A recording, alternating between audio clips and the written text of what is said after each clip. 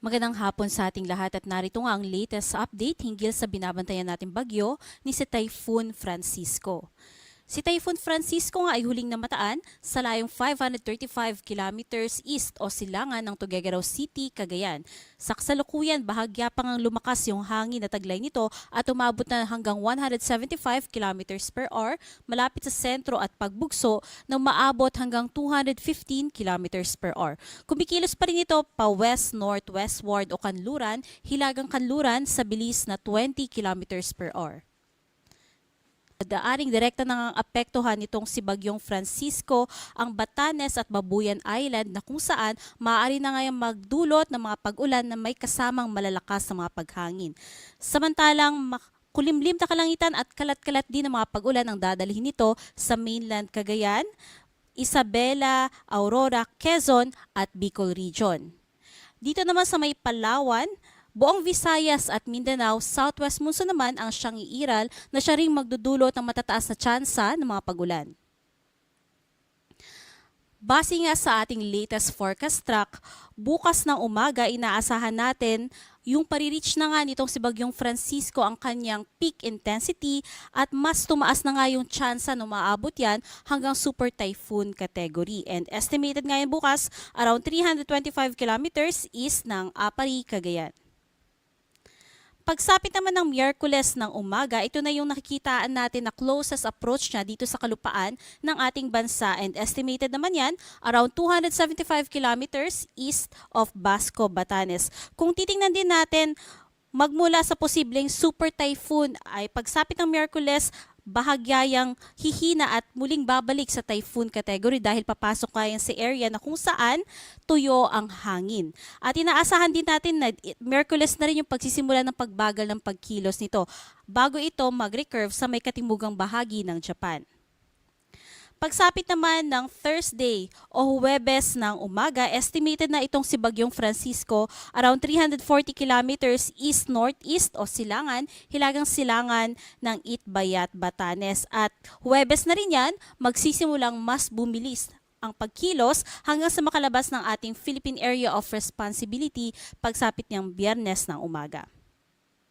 So far, base rin sa ating track, kung i-consider din po natin yung ating cone of probability, hindi pa rin natin inaalis yung posibilidad na maaaring mas kumanluran o mas mag-westward shift pa itong track nito at kung mangyayari yan, magtataas po tayo ng ating gale warning, especially nga dito sa may eastern section ng Batanes at Babuyan Islands. At dahil nga po sa nakikita nating scenario, nakataas pa rin ang ating wind signal number 1 sa Batanes, northern portion ng Cagayan including eastern portion ng Babuyan Islands.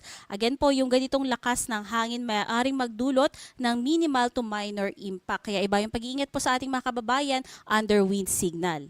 At bukod nga sa mga areas na na-mention po natin dahil sa pinagsamang epekto ng southwest monsoon at yung periphery or yung gilid nga nitong si Bagyong Francisco, makararanas din ngayong araw na malalakas na mga paghangin dito sa may katimugang bahagi ng Ilocos Region, Calabar Zone, Marinduque, Romblon, Masbate, malaking bahagi ng Visayas at yung eastern at western section ng Mindanao. Kinabukasan, kung saan nakikitaan natin na maaari niyang ma-reach yung kanyang peak intensity, halos malaking bahagi na nga ng Luzon, buong Visayas at same areas dito sa may Mindanao including yung northern portion ng Mindanao ang makararanas din na malalakas na mga paghangin. And pagsapit ng Wednesday, ito na yung closest approach niya sa kalupaan natin, ay expect na po natin na malakas pa rin yung hangin na pinagsamang habagat at yung gilid nga din Francisco sa buong Luzon, Visayas at dito din sa may northern and eastern part naman ng Mindanao. Kaya hindi lamang po yung mga kababayan natin under wind signal yung mag-iingat, parte rin po yung mga kababayan natin sa mga probinsya na na-mention po dito, especially nga doon sa mga areas na exposed sa malalakas na hangin gaya nga ng mga coastal areas at sa mga upland areas.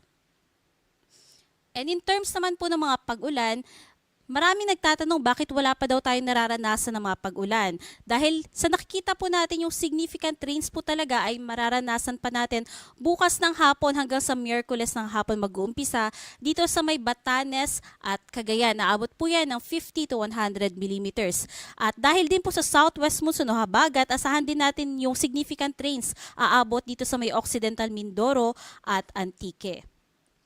Pagsapit naman ng Miyerkules ng hapon hanggang Huwebes ng hapon, patuloy pa rin yung epekto nitong si Bagyong Francisco sa may Batanes. Significant rains din yung I-expect, 50 to 100 millimeters, including Occidental Mindoro, Antique, Palawan, due to southwest monsoon. So yung mga areas po na nakulayin po natin ng dilaw, 50 to 100 millimeters, ibig sabihin po yung ganitong dami ng mga pag-ulan, maaari na magdulot ng localized flooding, especially nga sa mga areas na malapit sa ilog, low-lying areas. Kaya iba yung pag-iingat po sa ating mga kababayan at posible rin po yung landslide lalo na sa mga areas na meron very high to high susceptibility. At bukod nga sa binabantayan po nating bagyo, ay meron pa tayong isang sistemang binabantayan sa labas ng ating Philippine Area of Responsibility na isang low pressure area at huli nga yung namataan sa layong 2,665 kilometers east o silangan ng southeastern Luzon. Sa kasalukuyan ay nasa medium chance na nga yan na maging isang ganap na bagyo at base nga sa ating tropical cyclone threat potential ay hindi natin inaalis yung posibilidad na maaari yang pumasok sa ating Philippine Area of Responsibility within this week. By next week, aside po sa binabantayan nating low pressure area na nasa labas ng PAR, ay meron na namang isang bagong low pressure area na maaaring mamuo sa may kanlurang bahagi ng ating Philippine Area of Responsibility. Bagaman sa ngayon nga ay mababa pa rin yung tsansa nito na maging isang ganap na bagyo. Kaya naman patuloy po tayong tumutok sa pag-asa hinggil nga sa mga possible developments na binabantayan nating bagyo as well as yung mga low pressure area. At yan ang latest mula dito sa Pag-asa Weather